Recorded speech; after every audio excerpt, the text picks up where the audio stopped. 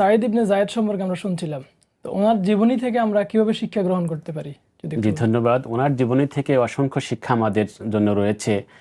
প্রথমে যদি বলি যে ওনার বাবার থেকে শুরু করতে চাই, যে বাবা ভালো হলে সন্তান ভালো হয়। বাবা যদি দোয়া করেন তাহলে সন্তান সেই দোয়ার ফসল পান। তো ওনার বাবা জাহিলিয়া যুগে দিনে হানাফির উপর প্রতিষ্ঠিত, দিনে হানিফা প্রতিষ্ঠিত ছিলেন, দিন ইব্রাহিমের অনুসন্ধান করেছেন। আর ওনার বাবার আরেকটা বিষয় আমি উল্লেখ করতে চাই, যে আপনারা জানেন যে জাহিলিয়ার যুগে কন্যা সন্তানকে জীবন্ত প্রথিত করা হতো। জি এই জঘন্য কাজ ছিল। তো ওনার বাবা যখন শুনতেন যে অমুক জায়গায় কন্যা সন্তান জন্ম নিয়েছে, তাকে মেরে ফেলার প্রস্তুতি চলছে, তিনি সেখানে ছুটে যেতেন।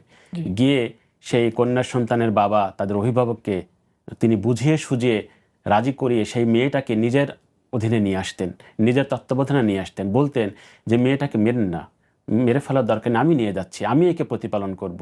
বড় হওয়ার পর যদি আপনারা চান আমার থেকে নিয়ে আসবেন। জি আর যদি মনে করেন যে না আপনারা নেবেন না, তাহলে আমি এই সন্তান, এই মেয়ের সন্তান আমি বিবাহ দেব, আমি প্রতিপালন করব, আপনাদের কিছু করতে হবে না, আপনারা এই মেয়েটাকে আমার কাছে দিয়ে দেন।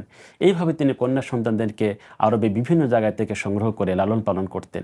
দেখুন কত ভালো একটা দিক।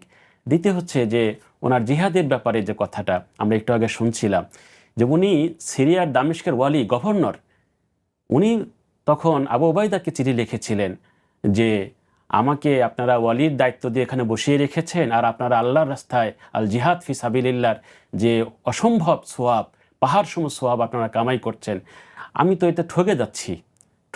আমি ওয়ালির দায়িত্ব পালন করতে চাই না, আমি আপনাদের সাথে জিহাদের ময়দানে থেকে জিহাদের অসম্ভব সোয়াব আমি অর্জন করতে চাই।